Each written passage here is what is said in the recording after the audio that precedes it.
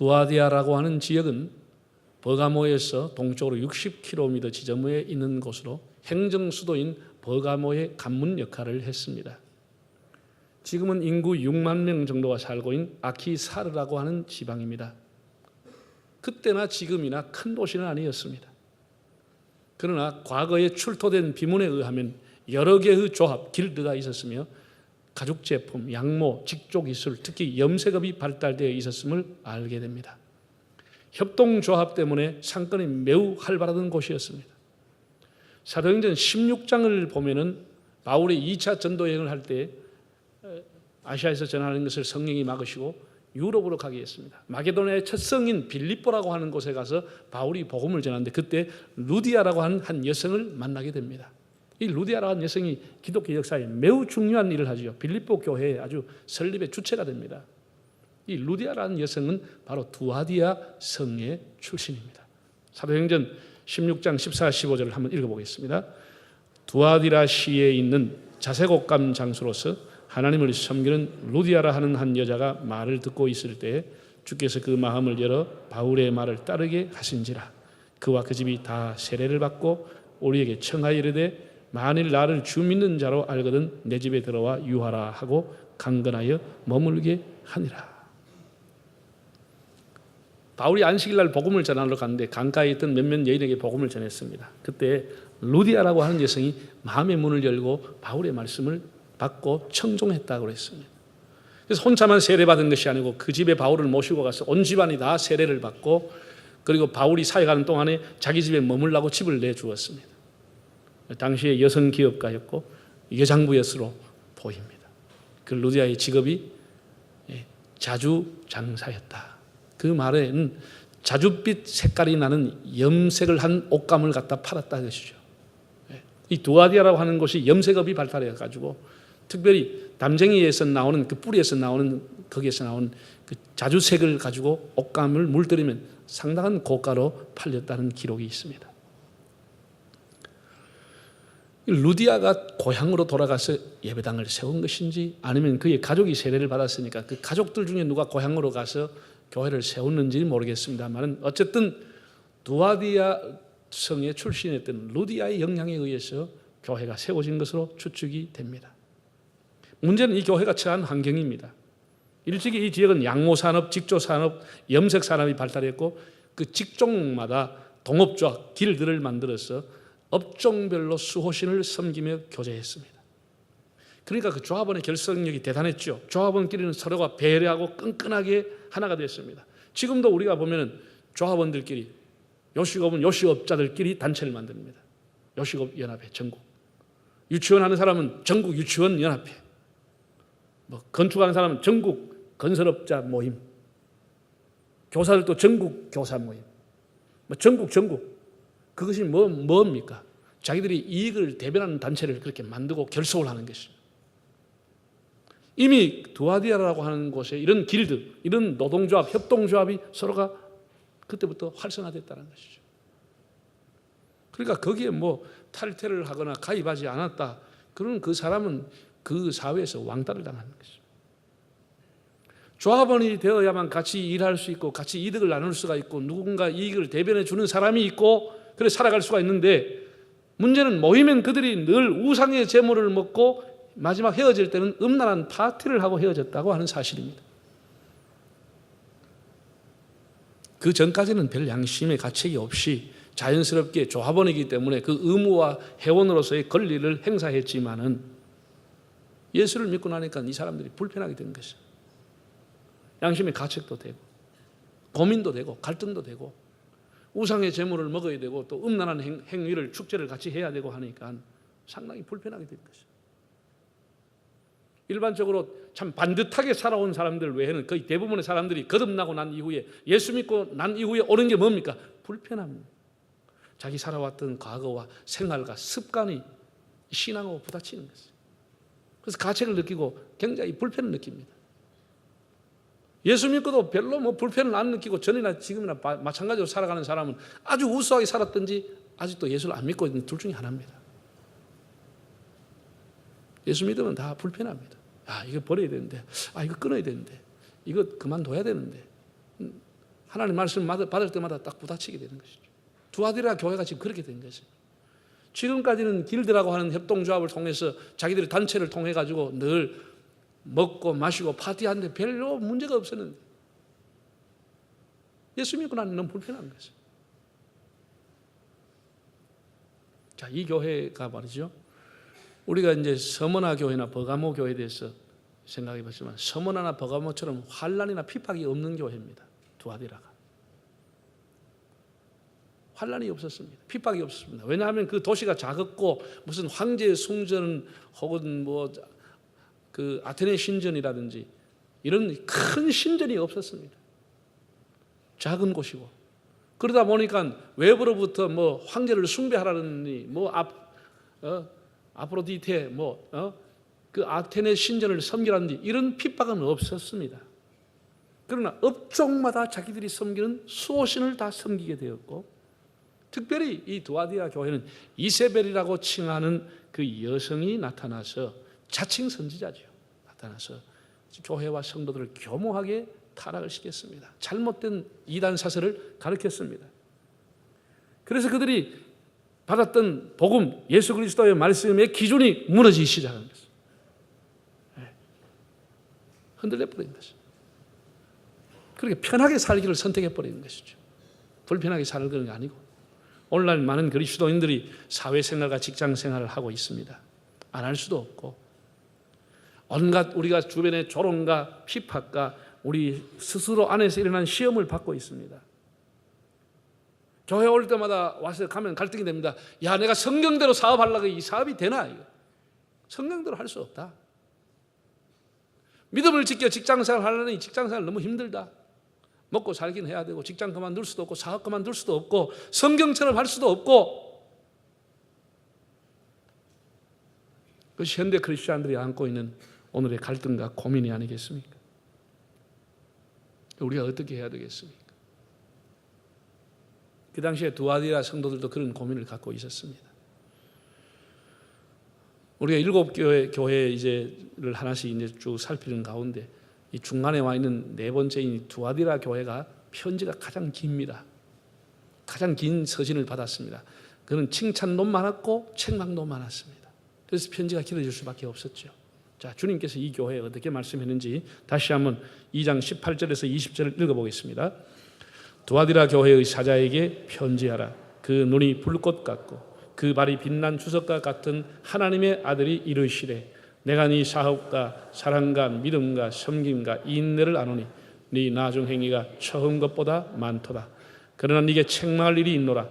자칭 선지자라 하는 여자 이세벨을 네가 용납함이니 그가 내 종들을 가르쳐 깨어 행음하게 하고 우상의 제물을 먹게 하는도다. 주님이 교회마다 나타난 모습이 달랐는데 이 두아디라 교회는 어떻게 나타났냐? 불꽃 같은 눈으로 나타났다고 그랬어요. 참 두려운 일이죠. 불꽃 같은 눈으로 우리의 마음과 생각을 아시고 우리의 형편과 처지를 아시면서 우리의 삶을 아시고 행위를 아시면서 불꽃 같은 눈으로 나타났습니다. 이 기절을 가지고 미국의 어느 교회는 강대상 여기다가 조각을 눈을 갖다 그려놨습니다. 불꽃 같은 눈으로 보고 있다. 좀 두렵지 않겠어요? 자, 불꽃 같은 눈으로 나오신 주님께서 이 교회에 먼저 칭찬을 했습니다. 내가 알고 있는데 너희가 이런 것은 정말 잘한 것이다. 언제나 주님은 칭찬을 먼저 하십니다. 그 칭찬을 우리가 어떻게 보면 5가지처럼 보면 네 사업과 사랑과 믿음과 섬김과 인내를 내가 아노니 네가 처음보다 그 행위가 더 좋았다. 이렇게 말씀하는데 이 행위라고 하는 것, 사업이라고 하는 것은 동일한 단어입니다. 한 줄에서 동일한 단어가 사업으로 번역되고 행위로 번역되는데 헬라어로 찾아보니까 에르곤이라는 단어가 되어 있습니다. 에르곤은 영어로 work, 일, 행위 그런 뜻입니다. 그러니까 쉬운 성경을 보면 4가지로 되어 있습니다. 5가지가 아니고 내가 너의 행위를 알고 있다. 너의 사랑과 믿음과 봉사와 인내에 관해서도 알고 있다. 그리고 처음보다 훨씬 더 열심히 이와 같은 행위, 일들을 하고 있음을 알고 있다. 굉장한 칭찬입니다. 너의 사업과 그보다는 너의 행위와 너 행위를 내가 알고 있다. 내가 처음보다 지금 사랑이 더 깊어졌다. 여러분, 에베소 교회가 책망받은 이유가 뭐예요? 진리와 정통을 고수한 교회였지만 첫사랑을 잃었다고 심하게 책망을 받았습니다. 촛대를 옮긴다는 책망을 받았습니다. 그런데 이 교회는, 두아디라 교회는 사랑이 갈수록 처음보다 더 깊었다고 그랬어요. 믿음도 인내심도 섬기고 봉사하는 일들도 처음보다 훨씬 더 잘했다고 주님이 칭찬했습니다. 굉장히 훌륭한 교회죠. 우리가 신앙사에서 처음보다 더 잘한다는 그런 칭찬 받기가 쉽지 않습니다. 처음 믿을 때보다 점점 더 열심으로 주님을 잘 섬겼다, 나를 잘 섬겼다, 주님이 그렇게 칭찬해 주었습니다. 문제는 자칭 선지자라고 하는 이세벨을 용납해서 행음하고 우상의 제물을 먹었다고 책망했습니다. 여기 나오는 이세벨은 실질적인 인물은 아닙니다. 구약의 아합의 아내였던 이세벨의 행위를 가리키는 것이지 실질적인 인물은 아니로 보입니다. 다른 사람이죠.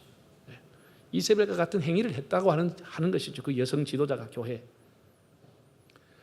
이세벨은 원래 시돈의 딸, 시돈의 임금인 엣바알이라고 하는 임금의 딸이었습니다. 근데 북이스라엘의 왕이었던 아합이 정략적인 결혼을 했습니다. 그래서 이 여자가 결혼해 하면서 남의 나라에서 시집을 오면서 그냥 온 것이 아니고 자기 나라에 섬기는 바알과 아스토르 우상을 한 거 들고 들어왔습니다. 그래서 하나님의 종들을 다 죽이고 엘리야까지 죽이려고 했고 온 이스라엘 전체를 영적으로 타락하도록 바알과 아스토르를 섬기게끔 권력으로 명령을 했습니다. 나봇이라고 하는 사람의 포도원을 강제로 뺏고 사람을 거짓 증인을 세워서 죽이기도 했습니다. 결국은 비참하게 이 여인이 죽게 됩니다. 어쨌든 이스라엘의 가장 악녀, 우상 숭배의 아주 퍼뜨렸던, 전염병처럼 퍼뜨렸던 그 악녀가 이세벨이라고 하는 여인입니다. 하나님 그 여자의 말만 들으면 이빨이 갈릴 정도로 아주 그 미워했습니다. 못된 짓만 골라했습니다. 아합이 낳은 왕자들까지 막 죽이려고 덤벼들었습니다. 아주 그 흉악한 여인이었습니다. 그런데 두아디라 교회가 루디아가 죽고 난 이후에 한 40-50년이 흐르면서 이 교회에 이세벨과 같은 사상을 가지고 있는 악한 여인이 나타났어요. 이단적인 가르침을 교회 안에 퍼뜨리기 시작했습니다. 뭐라고 했겠습니까? 여러분, 우리가 이 도시에 살려면 조합원이 되어야 하고, 조합원이 되면은 어쩔 수 없이 수호신에게 바친 제물을 먹어야 하고, 조합원이 되면 할 수 없이 파티와 축제에 참여를 해야 되는 거 아니겠습니까? 예수 믿으면 다 우리가 구원받는 것이고 마음으로 죄를 안 지으면 되지, 살기 위해서는 어쩔 수 없이 우리가 우상의 제물을 먹고 우리가 이런 음란한 파티에 참여할 수밖에 없습니다. 사람들을 선동하 가르쳤습니다. 당시 헬라 철학은 이원론 사상을 갖고 있었습니다. 쉽게 말해서 정신세계와 영의 세계는 거룩하고 하나님하고 통하는 것이고 육은 껍데기밖에 없다. 이건 원래 더러운 것이다. 이렇게 이원론을 갖고 있었어요. 그러니까 그 이원론을 가지고 왔어요. 영원히 하나님 앞에 성결하게 구원받은 우리는 육은 뭐 죄를 짓는다고 해서 영원히 피해를 보거나 영원의 상처를 입거나 영원히 구원받지 못한 일은 없다. 이렇게 가르친 것이죠. 이 사람들이 처음에는 그 얘기를 들으면 상당히 쭈삣쭈삣하고 막 머뭇머뭇하고 에이 그러더라도 하나 둘 빠지는 것이죠. 그래서 그렇게 보니까 자 물질적으로 어느 정도 사업을 잘하니까 여유가 있죠. 사회에서 같은 길드 회원으로 노동조합 회원으로 다니니까 사람들에게 왕따당하지 않지요. 친구들 많이 있죠. 주일날 그렇다고 해서 또 어디 가는 것이 아니고 주일날 와서 또 예배도 드리죠. 뭐 불편할 게 없잖아요. 주일날 예배도 드리고 사회 가면 노동조합으로서 권리를 의무화 행사를 하고. 그래서 이 교회가 깊이 잘못된 가르침에 빠져들어가게 되었다는 사실입니다. 그들은 주일과 평일이 삶이 완전히 달랐습니다. 이 자칭이라고 하는 게 문제가 있죠. 에베소 교회는 자칭 사도라 하는 자의 가르침을 받지 아니하였고 예수님이 그렇게 칭찬해 줬습니다. 자칭 사도라고 하는 사람이 가르침을 안 받았다고 하는 거예요. 또 서머나 교회는 자칭 유대인들이 하는 비방에도 너희들이 믿음을 지켰고 이 자칭 유대인, 자칭 사도 오늘 여기 성경에 두아디아라고는 자칭 선지자가 하는 이세벨의 교훈을 용납해버린 것이죠. 받아버린 것이죠.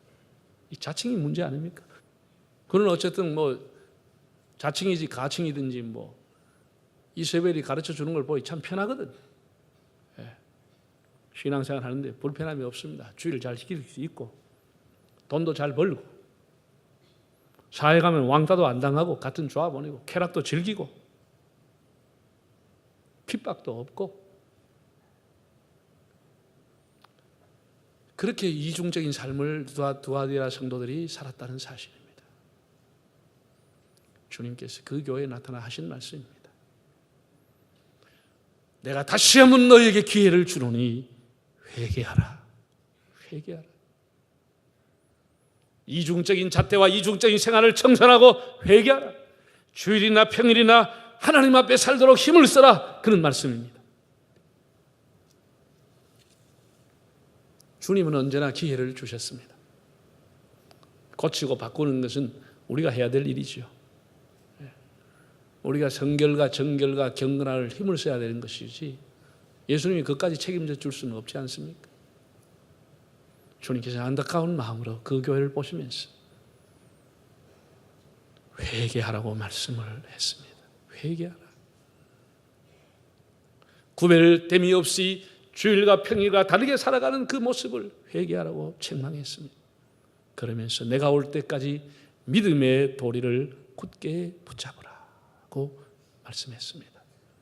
히브리 기자도 고난 중에 있는 초대 교인들에게 하나님의 아들 예수 그리스도를 믿는 믿음의 도리를 굳게 잡으라고 권했습니다.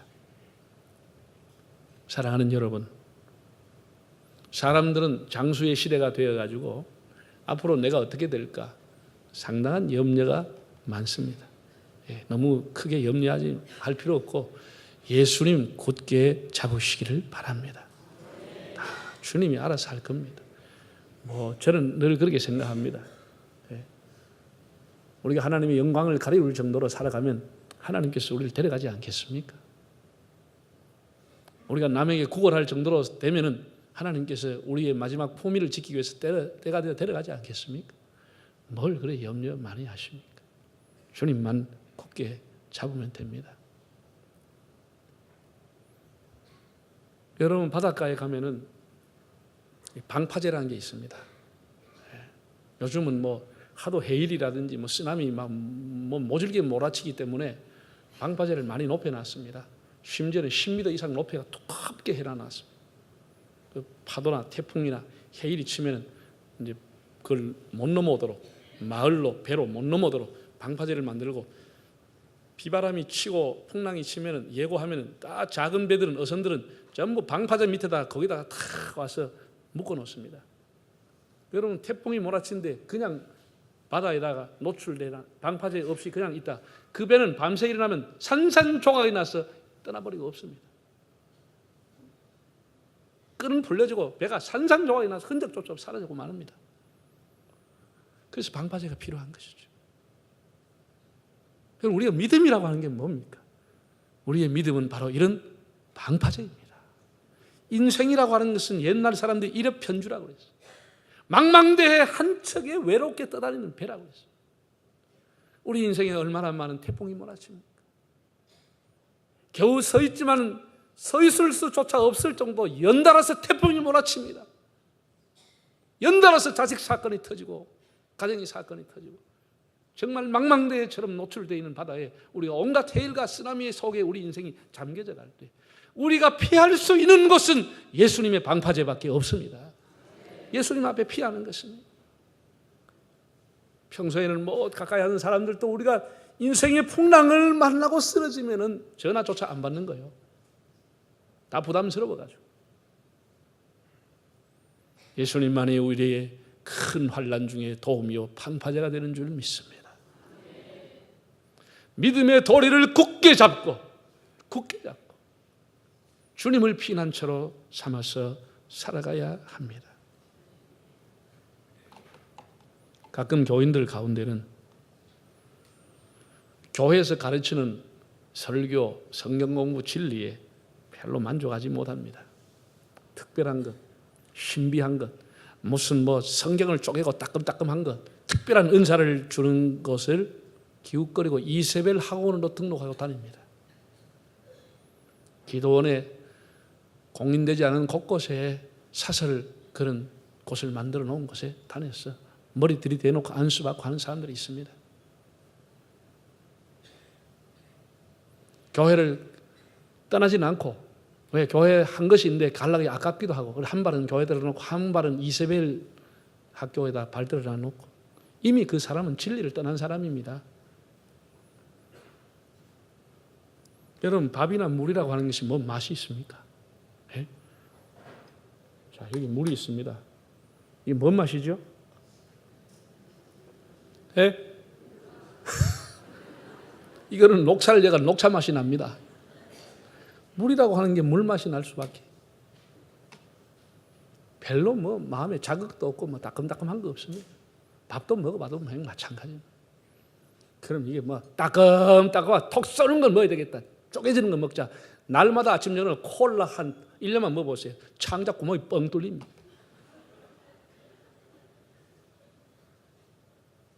우리가 교회 나오면 밋밋하게 생각하고 뭐 맨날 같은 설교 없고 맨날 성령 같은 가시, 이것이 여러분의 영혼을 살리는 것입니다.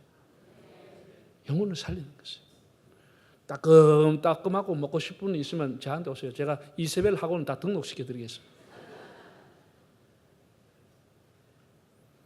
어디에 사설 이상한 기도원이 뭐니 은사 받는 곳이 차려놔 놓고 사람들이 참 영적으로 타락해요.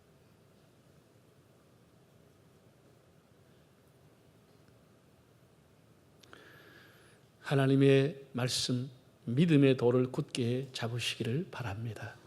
우리가 결혼하게 되면 남편은 남편의 도가 있고 아내는 아내의 도가 있고 자식의 도가 있고 부모의 도가 있고 공직자는 공직자의 길이 있고 도가 있고 목회자는 목사의 도가 있습니다. 우리 예수 믿는 사람은 하나님의 도, 십자가의 도, 주님의 말씀만 든든히 붙잡으면 승리할 줄 믿습니다. 두아디라 교회가 흔들려 버린 것입니다. 이상한 교훈을 용납하고 사설 이단을 용납하고 말았습니다. 두아디라 성도들은 사랑도 믿음도 봉사도 인내도 대단하다고 주님 앞에 칭찬을 받았지만 그들의 삶의 현장에 있는 길드 조합 때문에 결국은 타협하고 잘못된 성경적인 교훈을 따르게 됨으로써 주님으로부터 심각한 책망을 받게 됐습니다. 그들의 이 이중적인 삶, 이중적인 잣대는 성도의 가치인 성결을 잃어버리고 맛있는 소금이 되고 말았습니다. 이제 우리가 7교회 중에 4번째 교회, 두아디라 교회 중간에 있는 교회를 오늘 이제 살폈습니다. 이 7개 교회 제가 앞으로 계속 얘기하겠지만 한번 보십시오. 어떤 교회든지 무풍지대는 없습니다. 큰 핍박이 있든지 아니면 타락하기 시키는 유혹이 있든지 하지 별일 없이 탈 없이 있는 교회는 한 교회도 없습니다. 지상의 교회는 무풍지대가 없습니다. 교회 안에 오는 이단의 교리도 우리가 침투하지 못하도록 지켜야 하지만 우리 안에 스스로 일어나는 타협하려고 하는 타락적인 생각도 우리가 버리고 우리가 또 사람에 대해서도 지나치게 편중적인 잣대를 가지고 이렇게 하는 것보다 언제나 우리가 일단은 너그럽게 보는 자세가 필요합니다. 이 배려라고 하는 것이 참 우리 한국 사회에 너무 부족한 것 같습니다. 너무 좀 냉혹하지 않습니까? 배려라고 하니까 생각이 나는데 배려도 다 자기 생각대로 배려하는 거예요. 상대방을 마음을 잃는 배려가 아니고 지 생각대로 배려하는 거예요. 어느 부인이 생일을 맞이했는데 남편이 회사 갔다 오니까 부인이 막 계속해서 설거지하고 막 이렇게 저녁을 먹고 설거지하고 방 청소를 하니까 남편이 이렇게 얘기했단다. 여보, 오늘 당신 생일인데 그럼 좀 쉬지. 아이고, 당신이 어떻게 나를 생각해 주느냐 하니까 오늘은 쉬고 내일 하라고. 보통 우리가 배려가 그런 것입니다. 자기 마음의 생각대로 하는 게 배려가 아니죠. 오늘 하나 내일 하나 마찬가지인데 차라리 지가 그냥 설거지 해보든지 그러면.